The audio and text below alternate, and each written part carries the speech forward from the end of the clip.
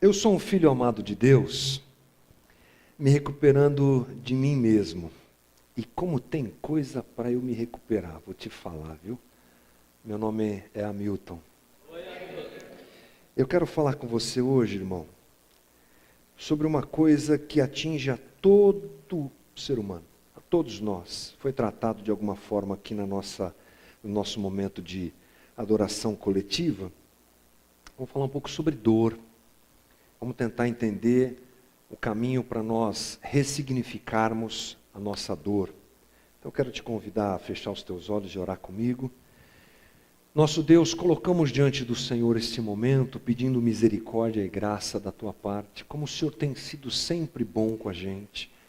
Pedimos, tem misericórdia de nós nesta manhã e nos alcança, Senhor, através do que nós vamos fazer juntos aqui, que é nos debruçarmos diante da tua palavra, é meditarmos, é entendermos os processos da vida e que o Senhor nos ajude para que saiamos daqui esclarecidos, para que saiamos daqui percebendo o caminho que o Senhor quer que a gente trilhe.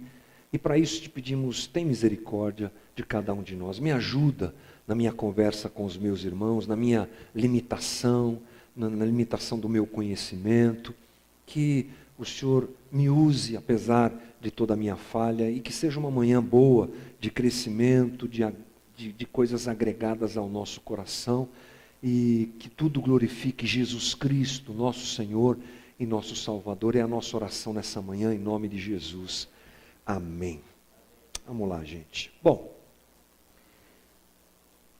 uma das coisas, como eu disse, que são inerentes a todo ser humano, algo que ninguém escapa, é da dor.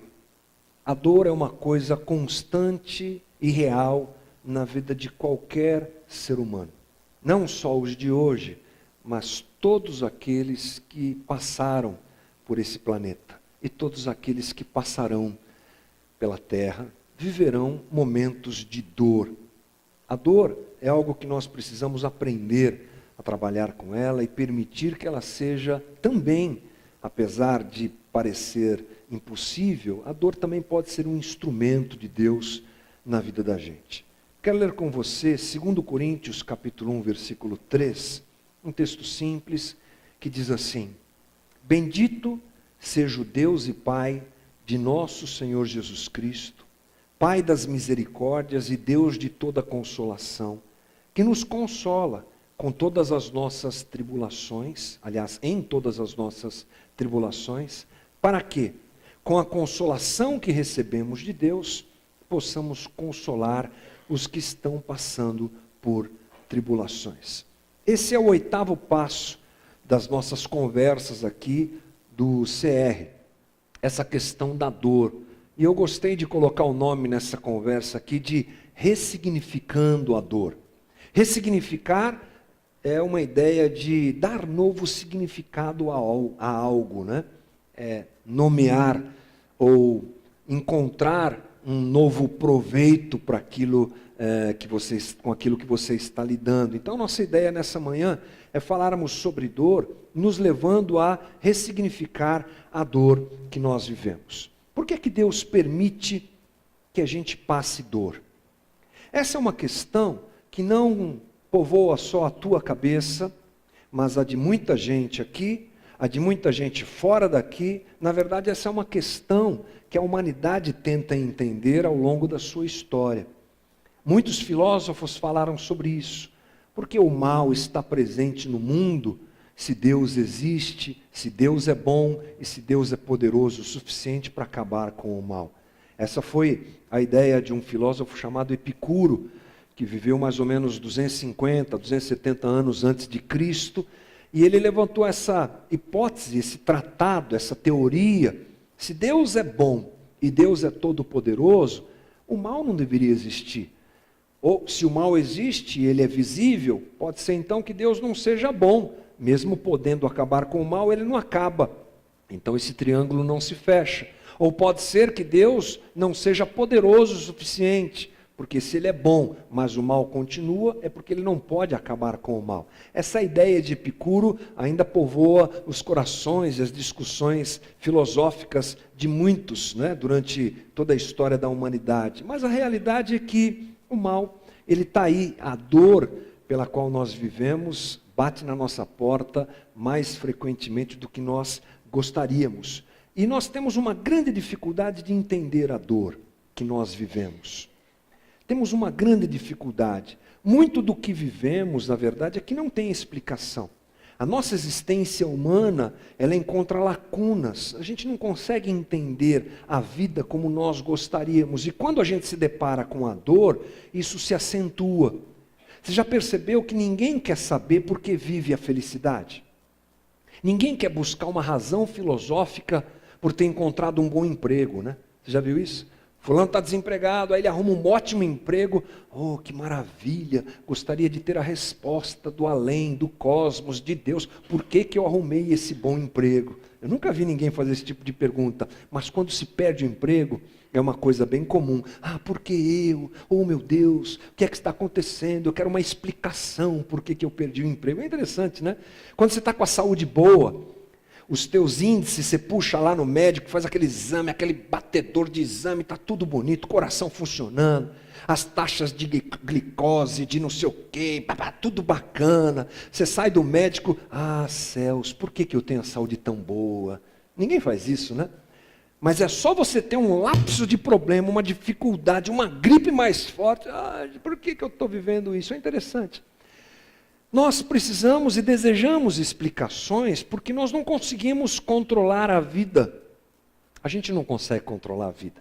E a gente não tem explicação para todas as coisas que a gente vive e definitivamente a gente não consegue entender na sua totalidade a questão da dor. Mas é possível entendê-la de uma forma interessante e cristã, que é o caminho que a gente propõe nessa manhã, para a gente poder administrar isso da melhor maneira possível, haja visto o fato de que nós vamos passar por dor. Já passamos, talvez muitos que estão aqui continuarão passando e estão passando. Mata ele, Fabão, mata ele. Isso. E todo mundo vai passar por dor. Se você não passou, vai passar. Porque essa é a realidade da existência humana. O crente precisa perceber a vida de uma forma cristã. Aquele óculos que a gente coloca chamado cosmovisão cristã. O jeito de ver a vida e de viver a vida nos é dado através de uma forma cristã, através da Bíblia. Nós entendemos a Bíblia como o canal de explicação para as coisas. Somos cristãos e cremos na Bíblia. Há um ramo da teologia chamado teologia bíblica, que explica o quê? A Bíblia, claro, que nos dá uma visão bíblica da história humana. E quando nós olhamos para a Bíblia dessa maneira, nós podemos perceber e encontrar respostas que nós temos, a perguntas que nós temos a respeito da nossa própria existência humana. E eu acho que é bom a gente pensar sobre isso. E através dessa ideia, dessa visão bíblica da vida, uma parte da resposta a respeito da dor já nos vem. Nós vivemos num mundo caído. A Bíblia nos mostra que nós não estamos largados na história. Nós temos uma história que está dentro de uma história muito maior, que é a história da própria humanidade. Nós estamos inseridos dentro de uma história. Eu acho que é interessante quando você vai estudar história. Eu estou fazendo uma matéria no seminário chamada História da Igreja. E o professor é um mestre. E é interessante que ele vai narrando as coisas ali, os livros que a gente tem que ler também nos ajudam muito nisso, a perceber que eventos que aconteceram há tanto tempo atrás e que mexeram tanto com a história da igreja, no caso desse estudo que eu estou fazendo, hoje é alguma coisa pontual dentro de uma história maior. Não é? Naquele momento, por exemplo, vamos pensar no Pentecostes, lá em Atos 2. Que momento único, está registrado na Bíblia, né? A descida do Espírito Santo enchendo aqueles irmãos e dando a eles poder e autoridade para eles saírem pregando o Evangelho. Quando eles estavam ali vivendo aquilo, deve ter sido uma coisa tão incrível e tão poderosa. E hoje aquilo se reflete na história da humanidade. Mas pense comigo, é um ponto em uma história muito maior. Assim é a nossa vida. A gente vive aqui 50, 70, 80, vamos estourando aí 90 anos. É muito, né? 90 anos já é bastante tempo, mas dentro da história não é nada, é muito pouco. Mas é importante a gente se enxergar dentro dessa história maior. E dentro dessa história maior, o momento que a gente vive é um momento de dor, é um momento de queda, é um momento de afastamento do homem de Deus. É um momento em que nós vivemos aqui uma situação muito interessante, porque o reino de Deus já está entre nós, mas não plenamente. Mas esse é um momento de dor. Historicamente falando, biblicamente falando, melhor dizendo, nós encontramos uma resposta ou parte dela a respeito da dor que nós vivemos, olhando para a Bíblia. Portanto, se enxergar dentro da história bíblica é importante. E saber que vivemos esse momento como um momento de dor, também é importante, causado pela queda, pela rebelião do homem contra Deus. E aí vai, né? A nossa resposta está nesse caminho aí. Mas é importante a gente saber que ser humano é conviver com a dor. Ser gente é conviver com a dor. Brote ela de onde brotar. Às vezes ela brota de áreas de uma situação externa, né?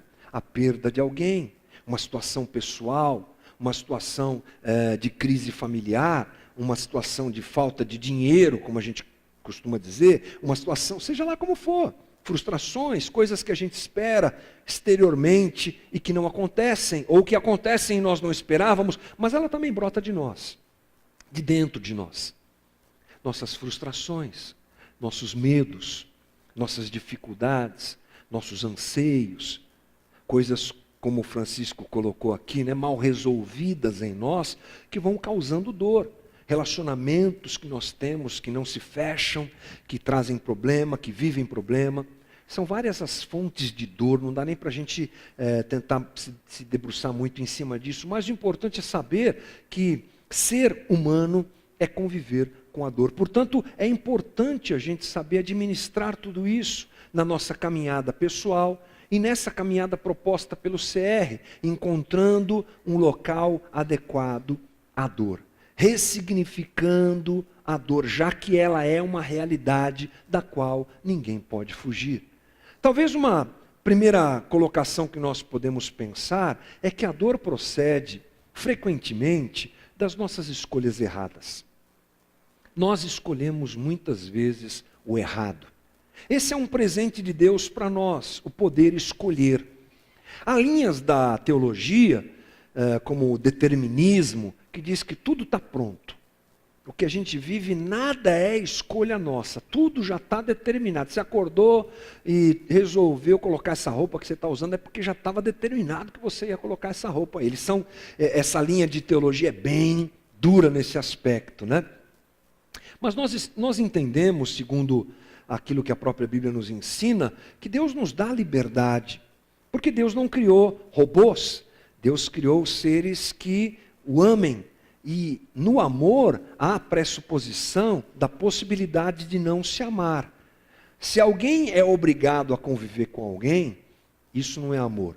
O amor é a liberdade de se ficar e de se ir embora, onde se escolhe se ficar. Esse é o pressuposto quando a gente fala de amor, né? Posso estar junto, mas posso ir embora, mas em amor quero ficar junto.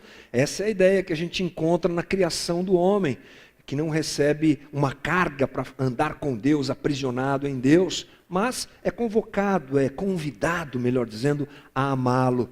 Dentro disso, então, a gente pode entender que temos a condição de escolher coisas. Aí a gente vai por um caminho mais complexo, não é? Da predestinação, umas coisas mais difíceis que eu não quero conversar hoje aqui. E eu creio que muitas vezes Deus predestina mesmo, mas eu creio que muitas vezes nós podemos escolher a nossa caminhada e nos relacionar com Deus dessa maneira. E dentro dessa ideia, Deus nos permite a escolha. E não é que a gente escolhe errado.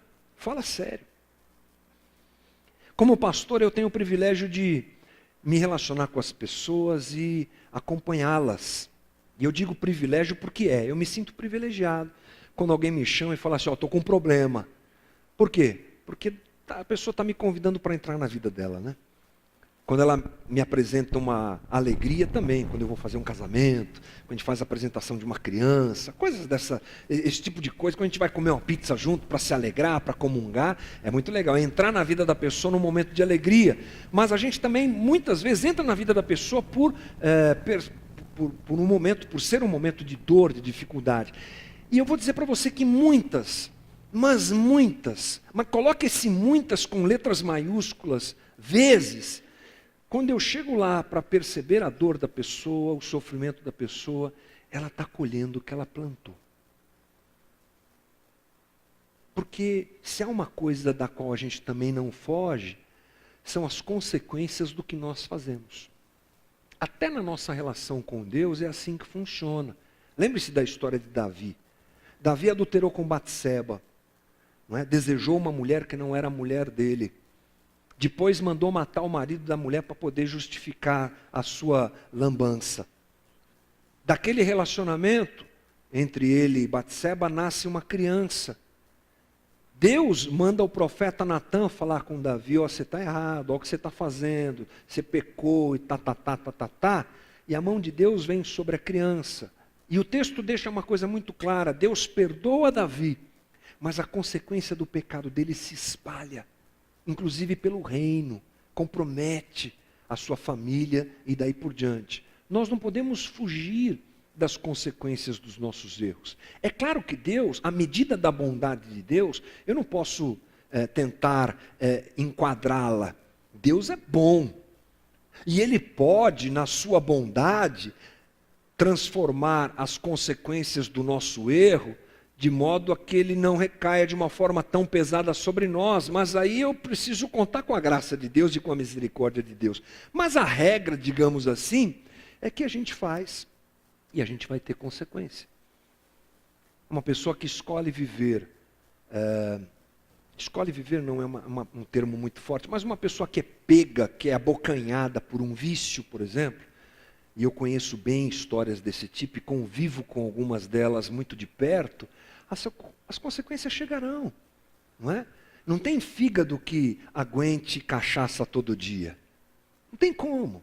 Não tem pulmão que aguente cigarro todo dia. Aí a pessoa se converte, Deus perdoa, mas a consequência, a dor do ato vem. A gente vê essas situações de casais, de famílias, e essa é uma realidade que todo mundo vive, porque todo mundo de alguma forma se relaciona com pessoas, tem uma família, um núcleo familiar, não é? E ali dentro daquele núcleo familiar existem dias difíceis, de guerra, de crise, e um fala uma coisa para outro, e outro fala uma coisa para o outro, é guerra, é crise, é problema. As consequências disso vêm, não é? As separações acontecem, filhos vão embora de casa, crises e crises, consequência do que nós fazemos. Portanto, nós precisamos realmente pensar sobre isso. E é por isso que Deus nos convida a um equilíbrio.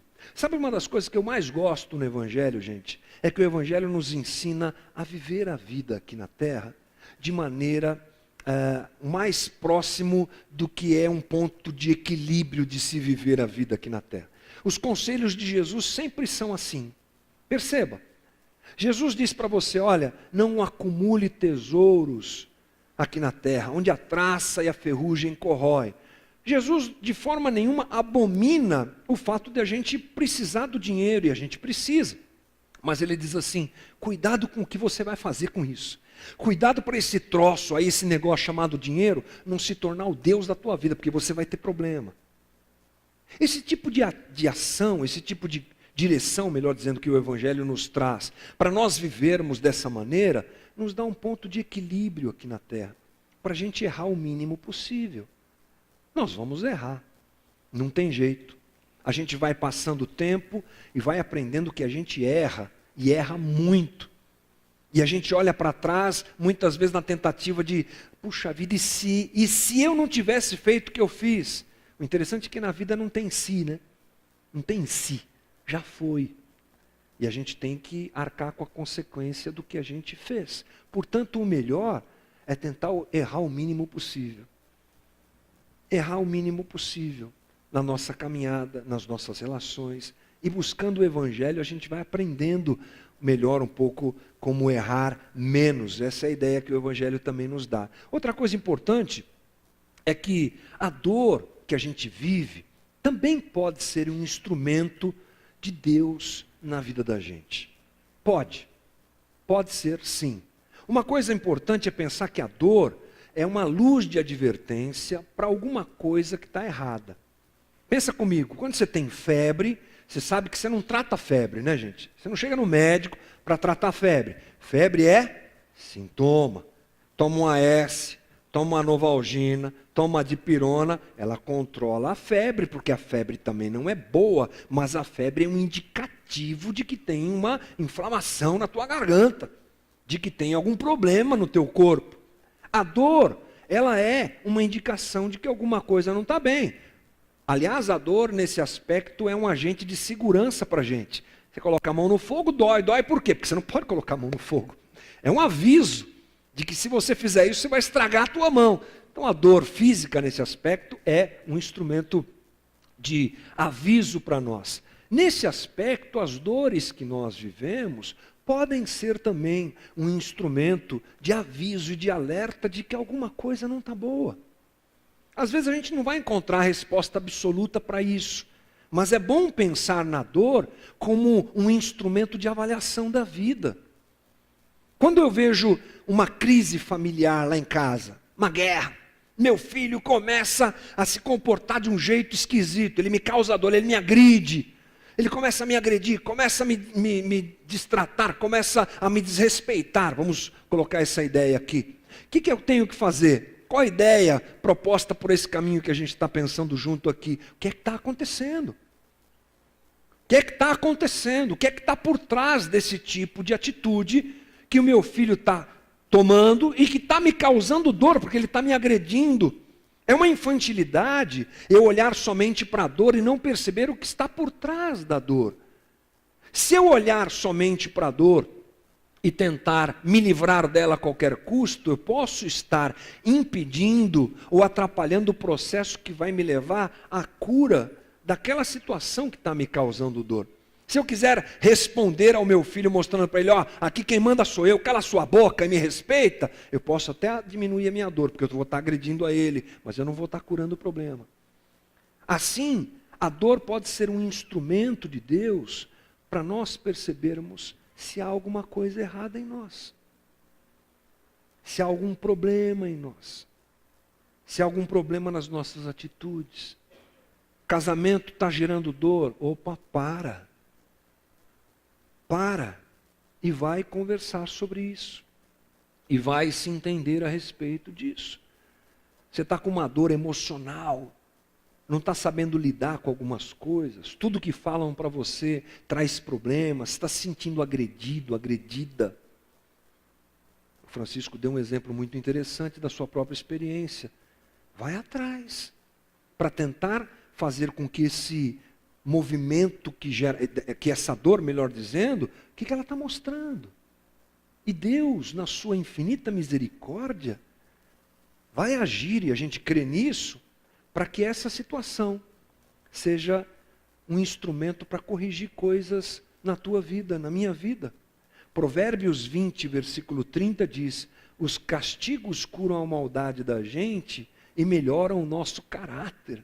É forte isso, né? Pensar que muitas vezes a dor que a gente passa pode ser esse instrumento de aprimoramento na vida da gente. É claro que eu tenho uma certa dificuldade em ser absoluto nesse sentido. Em pensar que Deus pode, agora eu vou corrigir a sua vida. Espera aí, você não está tão crente assim. Espera aí que eu vou mandar um raio e manda lá uma tempestade na tua vida para te corrigir.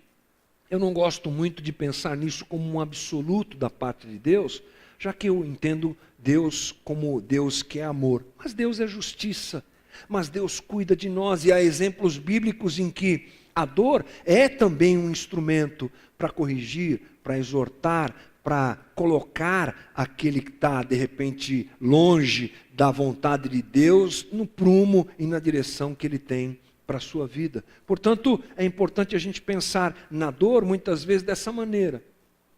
A gente costuma dizer muito, por quê? Por quê? Por que eu estou passando por isso? Mas eu acho que às vezes a gente não é sincero nessa nossa pergunta. Eu já me peguei assim, não querendo muito bem ouvir a resposta de Deus quanto à dor que eu estou vivendo, como algo que eu quero ouvir. Porque eu sei que Deus vai me mostrar, olha, você está vivendo isso porque você fez aquilo. Você está vivendo isso porque eu quero que você vá por esse caminho e não por aquele. Você está vivendo isso porque você está, vou usar um termo bem comum dos crentes, né? Você está em rebeldia. Às vezes a gente pergunta o porquê só porque a gente quer que a dor vá embora, mas a gente não quer saber de verdade o porquê. Te desafio nessa manhã a rever as tuas dores e perguntar com sinceridade no teu coração: Deus, o que é que o Senhor quer dizer com isso?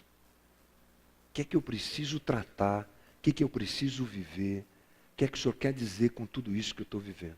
Outra coisa importante para a gente é que a dor pode ser um ótimo instrumento para a gente aprender a depender de Deus. A nossa dependência a Deus, ela pode ser ampliada num momento de dor. E a dor pode servir para isso. 2 Coríntios 1, versículo 8 e 9, diz assim: Irmãos, não queremos que vocês desconheçam as tribulações que sofremos na província da Ásia, as quais foram muito além da nossa capacidade de suportar, a ponto de perdermos a esperança da própria vida. Que dor é essa, hein? De fato, já tínhamos sobre nós a sentença de morte, para que não confiássemos em nós mesmos, mas em Deus, que ressuscita os mortos. É interessante essa forma como Paulo coloca, de que a situação de dificuldade que eles estavam vivendo estava além da sua capacidade de gerenciamento e de resolução. Né? A dor às vezes toma um tamanho tão grande na vida da gente que a gente não consegue resolver. E dessa forma a gente vai para os braços de Deus. Que bom quando a dor proporciona a gente uma aproximação para com Deus, uma proximidade maior da nossa parte para com Deus. Que seja esse um caminho frequente e que a gente não tente somente resolver as coisas na nossa própria força, da nossa própria maneira, mas ressignificar a dor implica nisso, em permitir que ela seja um instrumento que me aproxime de Deus. E você há de convir comigo, na festa a gente não pensa em Deus. Quando eu vou fazer enterro, gente, e pastor tem essa atribuição desafiadora, né, de ir lá e dar uma palavra para as pessoas, e conversar, e apresentar a situação toda diante de Deus, eu costumo usar um texto que está em Eclesiastes, no capítulo, se não me engano, 7, não vou lembrar agora. Mas na minha Bíblia escrita, eu uso muito tablet e tal, mas minha Bíblia escrita lá, está lá até rabiscado. É um texto que diz assim, que melhor estar na casa onde há luto, do que na casa onde há festa. Uau! Aí Eclesiastes, Salomão, segue dizendo assim, porque na casa onde tem luto, as pessoas pensam na vida. Na casa onde tem festa, ninguém pensa. Não é que é assim mesmo? A dor faz a gente pensar na vida. A dor faz a gente pensar em Deus. A dor faz a gente parar com essa bobagem de ficar viajando na vida e achando que tudo é uma maravilha e que está tudo certo, que vai dar tudo certo. Aí de repente vem uma pancada, você... Opa! Deixa eu parar. Deixa eu pensar na vida. A dor coloca a gente para pensar na vida. E que bom quando isso acontece. Já que a dor é impossível de ser administrada e de não se vivê-la, que bom quando ela proporciona a gente um movimento de autoavaliação e de aproximação diante de Deus. Portanto, que seja esse o caminho de Deus para nós. Salmo 119, 71 diz, o castigo que tu me deste foi muito bom para mim. Só assim aprendi a pôr em prática os teus mandamentos. Salmo é duro, né? É uma realidade paulada, uma atrás da outra. E é verdade. O castigo que a gente sofre, a dor que a gente sofre, que ela nos leve a viver mais perto de Deus. E a última coisa dentro desse aspecto é que a dor pode ser, se for adequadamente ressignificada, um instrumento para ensinar a gente a servir o outro. A dor faz a gente mais gente. A dor faz da gente mais ser humano. Nesse momento pós-moderno que nós vivemos, a dor não é uma coisa renegada, né, descartada. Pouco você ouve falar de dor, se não for um ambiente como esse, um ambiente onde se discute filosofia ou coisas do tipo. Apesar de ser uma presença certa e constante na vida do ser humano, a gente vive numa sociedade que parece que gosta de jogar purpurina em tudo, em cima da dor e tal. E a gente, às vezes, se torna superficial, não é? Na relação com as pessoas, na relação com o outro, tal. Mas isso acaba quando a dor encontra lugar na vida da gente. A dor me faz mais gente, mais ser humano. E eu posso olhar para o outro com olhos mais compassivos, porque eu sei a dor que o outro está sentindo, ou pelo menos imagino a dor que o outro está sentindo.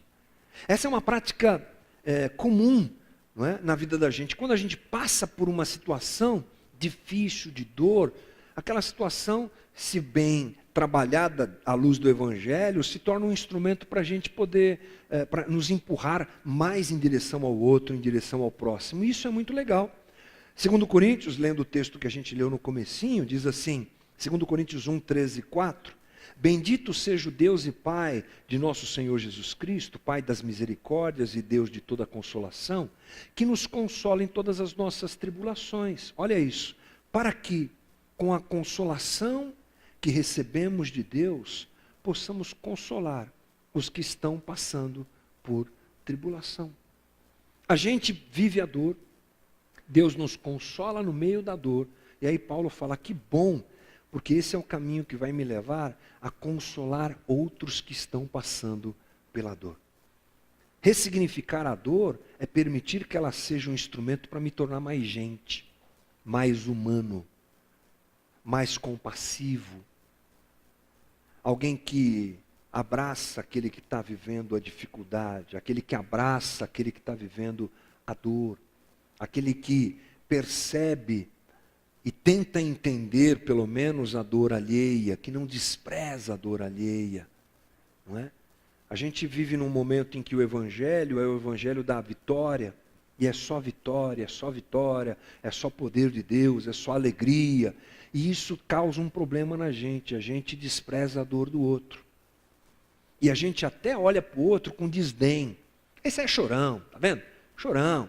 Deus não está fazendo nada na vida dele porque ele é chorão, só vive chorando, só vive reclamando. Uma grande bobagem. Porque evangelho é dividir a vida um com o outro e ser compassivo na hora que a dor chega até a vida do outro. E uma coisa importante é nós deixarmos que Deus haja na vida da gente, trabalhe na vida da gente em meio à dor. Já indo para o final, quero te lembrar a história, nós temos várias histórias bíblicas sobre isso, mas talvez uma das histórias mais emblemáticas nesse aspecto na Bíblia é a história de José do Egito. Lembra? José do Egito.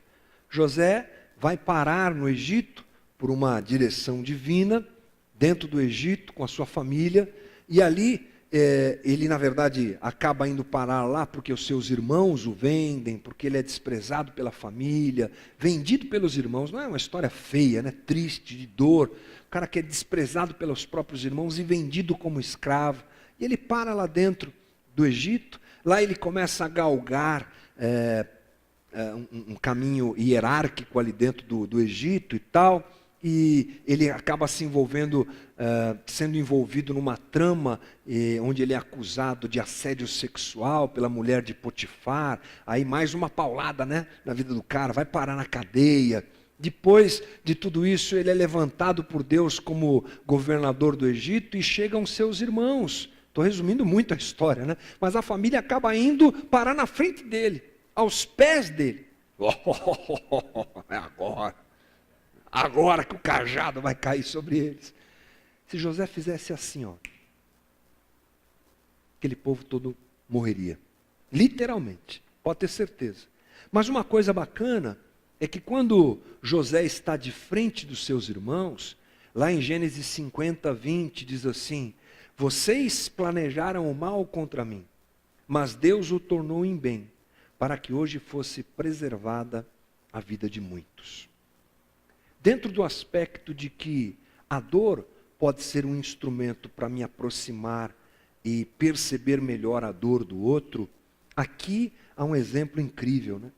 Toda a dor que José passou, perpetuada pela sua família, pelos seus irmãos, não conseguiu corromper o coração de José quando ele estava diante dos seus próprios irmãos. Toda a dor causada por eles foi ressignificada por Deus na vida de José, a ponto de José não querer se vingar, mas de ser ele um instrumento de Deus na vida da sua família. Ou seja, a dor, ela, se administrada na vida da gente de maneira correta, pode ser um instrumento de compaixão até para com aquele que me feriu. Até para com aquele que fez mal contra mim.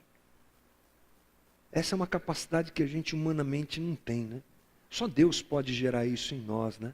Só Deus pode fazer essa obra na vida da gente, e é o que Ele faz quando a gente permite que Ele trabalhe na vida da gente, para que a dor ganhe um novo significado.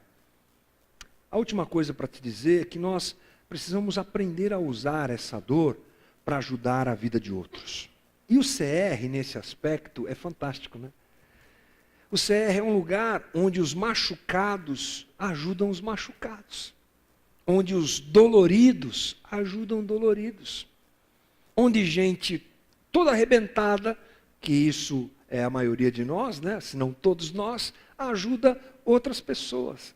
Então, nesse aspecto, o CR é um instrumento maravilhoso, onde as pessoas se permitem serem usadas por Deus, mesmo diante de toda a dor que sofreram, já ressignificada essa dor, já tratada essa dor, serem um instrumento de Deus na vida de outros. Por isso é que o ciclo vai aumentando.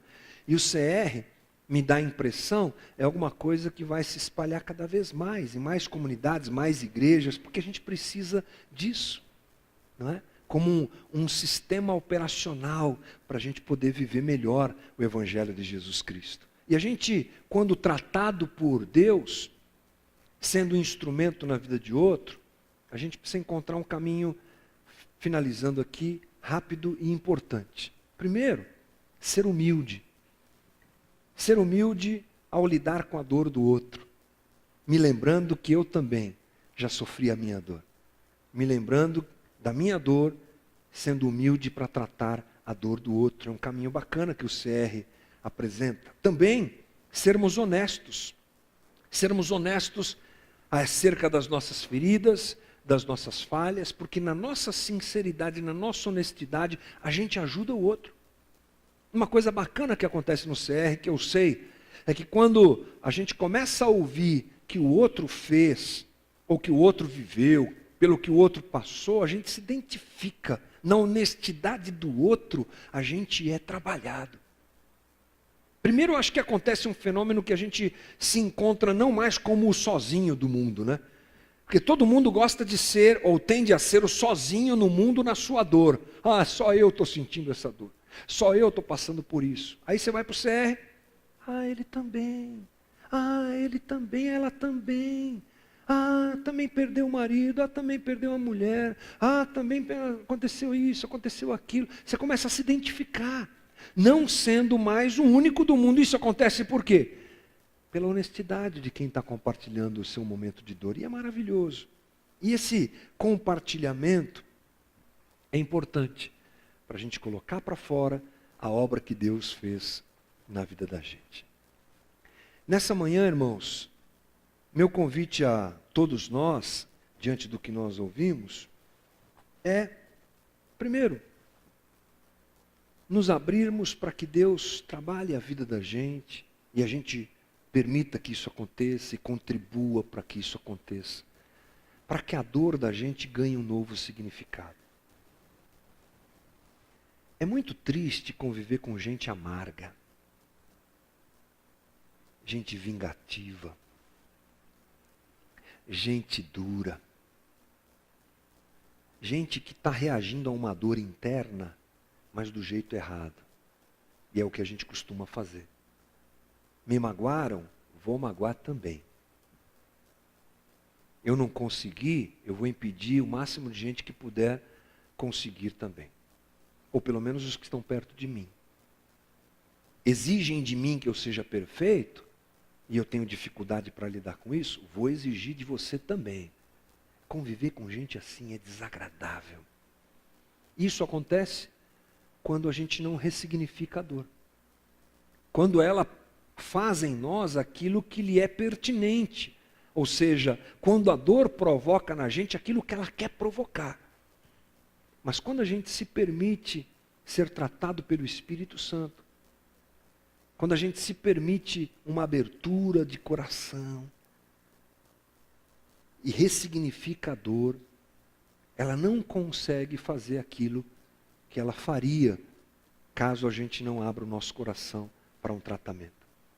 E a gente começa a encarar a dor dessa maneira que a gente conversou hoje aqui, encontrando formas de adequá-la à nossa existência, encontrando nela força para ajudar o outro e não para atrapalhar e não para destruir, encontrando o jeito de administrar a vida e a dor, já que ela é uma realidade da própria vida.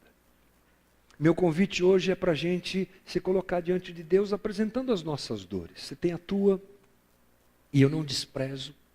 Nunca despreze a dor de ninguém. Já diz um ditado bobo, mas real, verdadeiro.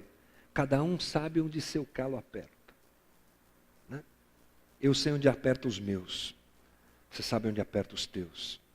Respeito quanto à dor alheia é fundamental. Vamos olhar para as nossas dores, para a nossa dor. Vamos permitir que essa seja uma manhã de autoavaliação. Será que eu estou reagindo bem à dor que eu vivo? Ou não? Esse negócio não está caindo bem em mim. Vamos deixar que o Espírito Santo trabalhe a nossa vida. Fecha os teus olhos um pouquinho.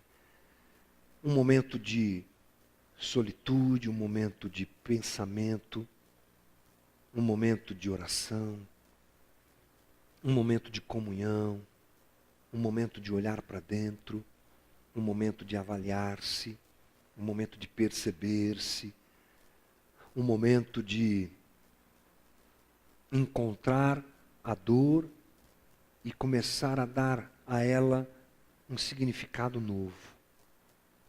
Querido, Jesus é o que nós precisamos nessa manhã. É o que nós desejamos nessa manhã.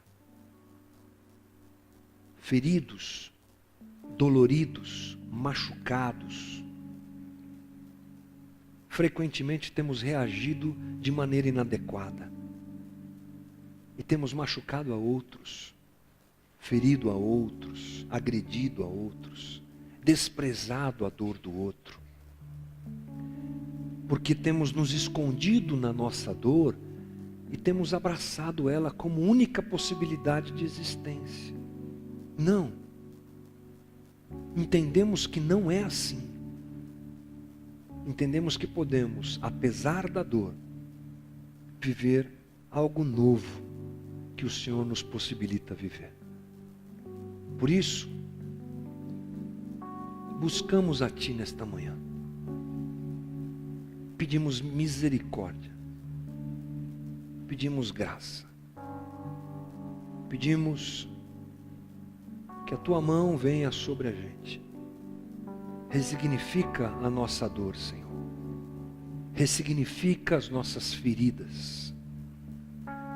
Reconhecemos que tantas vezes somos os protagonistas da nossa dor. Nós mesmos as provocamos.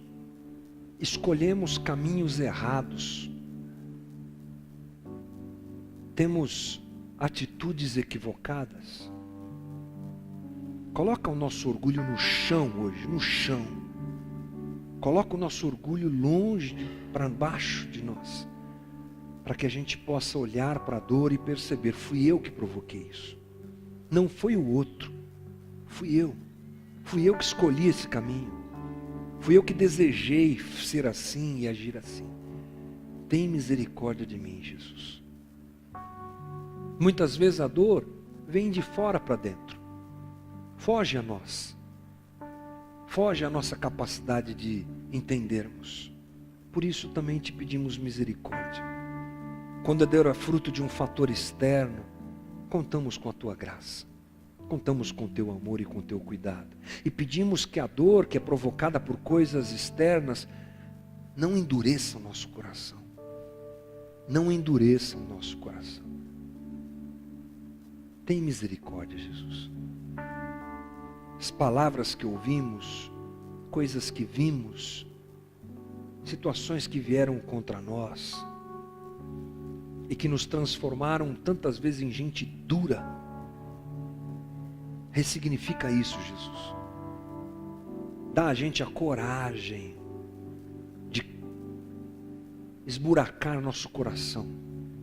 Dá a gente a coragem de abrir as portas da nossa alma para deixar a tua luz entrar. Para que ela entre na nossa escuridão, nas nossas trevas. E ilumine o que tanto faz mal na vida da gente.